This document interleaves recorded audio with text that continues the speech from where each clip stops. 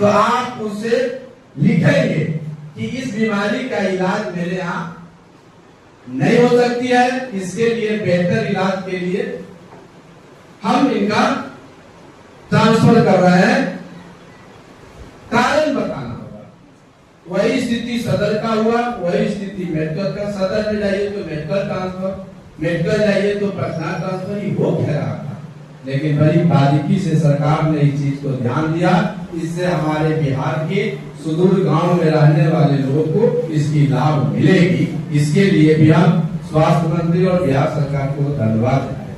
और शिक्षा की कड़ी में तो आप देख ही रहे हैं कि कितना बेहतर कार्य। और अभी जो हमने स्वागत गान अपने बच्चियों के द्वारा सुना और शिक्षक के द्वारा, पहले जब हम लोग पढ़ा करते थे तो सारे सब्जेक्ट के बाद एक खेल आता था, लेकिन नया एक करी सरकार ने जोड़ दिया कला का, तो ये भी एक अलग से सब्जेक्ट आ गया कला। और बहुत ही बेहतर है। स्वस्थ रहने के लिए हंसना गाना ये भी एक जरूरी है हेल्थ के लिए। मस्तिष्क को स्वस्थ रहने के लिए सांस्कृतिक प्रोग्राम अति अनिवार्य होती है। तो टीवी आ गया, तो सरकार हर दिशा में कार्य कर रही है। आज हमारे नौजवान पीढ़ी के बच्चे को विकास की कथाएं पता नहीं है। इसलिए पता नहीं है कि जब हमारे नए पीढ़ी के बच्चे जब जन्म लिए हैं तो अच्छी सड़कें तो देखा है। 18 से 20 घंटा बिजली आती देख रही है, आधा घंटा बिजली कटती है तो हमारे नए पीढ़ी के लोग कहते हैं जहाँ लाइन का है। लेकिन वो बच्चे अपने फादर से पूछे, अपने पिता दादा से पूछे कि आज 1 घंटा 2 घंटा बिजली कट रही है, पहले 1-2 घंटा बिजली आती है। तो वो तो पता पुराने पीढ़ी को है, नई पीढ़ी को भी पता नहीं है। पहले आप किसी साहेबगंज से मुजफ्फरपुर जाते थे, आपको 3 से 4 घंटा लगता था जाने में। वो कांच के चोई करता हुआ बस का बड़ी और पूरा गड्ढा में सड़क में गड्ढा पता नहीं चलती थी। और उस समय के कठिनाई को हमारे पूर्वजों ने झेला।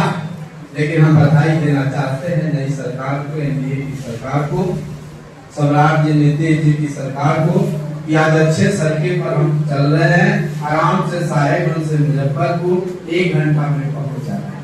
आज साहेबगंज से पटना आराम से 2.5 घंटा में हम पहुंच जा रहे हैं। ये सब सुविधाएं भी हैं।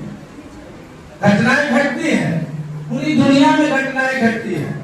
ये बंद होने वाला चीज कम और बेस होता है। लेकिन पहले आज हमारी बच्चियां आज कितना सुंदर ड्रेस कोड में बैठी हुई है, कितना अच्छा लग रहा है देखने में। पहले क्या था, कोई ड्रेस कोड नहीं था।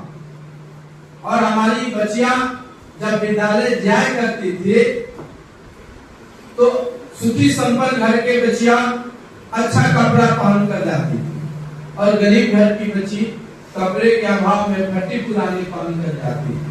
विद्यालय में जाने के बाद महसूस हो जाता था, कपड़ा देखकर अंतर हो जाती थी, पता चल जाता था कि कौन सुखी परिवार के बच्चे बच्चियां हैं और कौन गरीब मध्यम परिवार के। लेकिन आज हम एनडीए सरकार को बधाई देना चाहते हैं कि आज जो ड्रेस कोड लागू हुआ, साइकिल योजना सरकार ने चलाई और हमारी बच्चियां, हमारी बेटियां, हमारी बहनें जब एक सम्मान, एक किस्म का पोशाक पहनकर जब विद्यालय साइकिल से जाती है तो पता नहीं चलता है कि कौन बच्ची किस परिवार की है।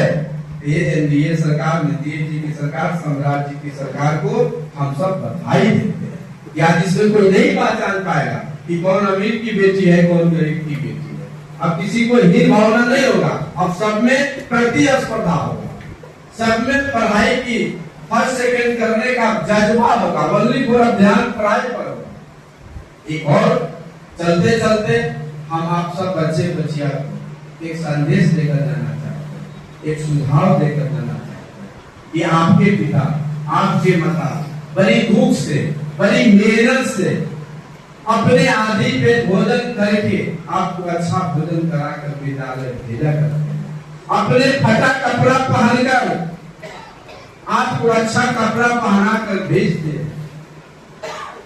लेकिन उस पैसे का कुछ बच्चे तो जरूर सदुपयोग करते हैं, लेकिन कुछ बच्चे उस पैसे का मिसयूज दुरुपयोग भी करते हैं। इसी में से जो बच्चा माता पिता के पसीने की कमाई के पैसा का महत्व समझता है, अपना भविष्य समझते हैं, तो निश्चित रूप से अच्छे ढंग से पढ़ाई कर करके देश में IAS, IPS, इंजीनियर, डॉक्टर बनते हैं, अच्छे वैज्ञानिक बनते हैं। इसी में से कुछ बच्चे जिनकी संगति गलत हो जाती है, माता पिता के कमाई के पैसे का महत्व नहीं समझते हैं, अपना भविष्य उज्जवल नहीं समझते हैं, वो बच्चे गलत रास्ते पर जाते हैं, जिसका नतीजा है कि उन्हें पुलिस पकड़ करके जेल भेजती है। कभी कभी गलत ढंग से मोटरसाइकिल चलाने के कारण रोड एक्सीडेंट में घायल हो जाते हैं, हताहत हो जाती है, नहीं रह पाते हैं।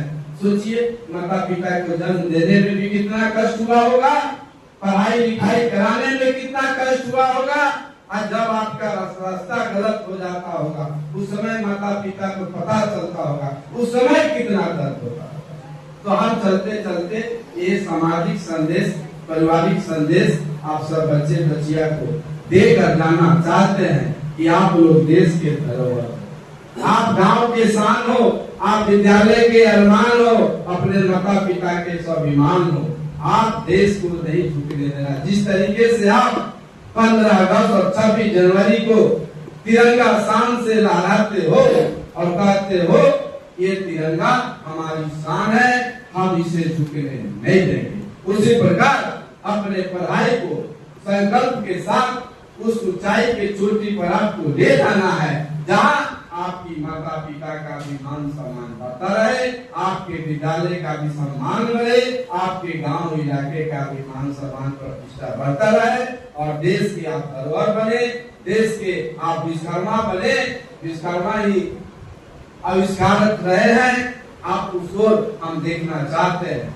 आप जब हम गए थे अभी अपने यहाँ इलाके में उद्योग लगाने के लिए, अपने यहाँ राजेपुर लखनऊ उच्च विद्यालय में जिला स्तरीय खेल कराने के लिए, खेल ग्राउंड को मॉडल खेल ग्राउंड में उत्कर्मित कराने के लिए, तो हम आप ही के साहेब बन के, अपने ही साहेब बन के लाल जो आज IAS है, डॉक्टर मुकुल कुमार, जिनका अहियापुर घर है, वे वहाँ प्रधान सचिव है, यानी इस विभाग के सबसे बड़े पदाधिकारी है।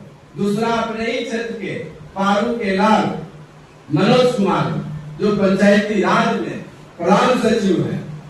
तो सोचिए, आपके इलाके से कई डॉक्टर, इंजीनियर, कई IAS, IPS, कई BPS, BPSC क्वालिफाइड करके आज दिन दुगुना रात चौगुना लोग देश की सेवा कर रहे हैं, अपने माता पिता गांव विद्यालय का नाम रोशन कर रहे हैं। हम चाहते हैं कि उस कड़ी में आप सबका भी नाम जुड़े। यही शुभकामनाओं के साथ आज के जो कार्यक्रम शिक्षा के प्रति सरकार का हुआ, इसके लिए हम सरकार को पूरा धन्यवाद और बधाई देते हैं। आज के आयोजक, इस विद्यालय के आयोजक मंडल को धन्यवाद और बधाई देने के साथ साथ आप आए हुए तमाम अतिथियों को प्रणाम करते हुए तमाम उपस्थित बच्चे को शुभकामनाओं के साथ अपनी वाणी को विराम देता हूँ। जय हिंद।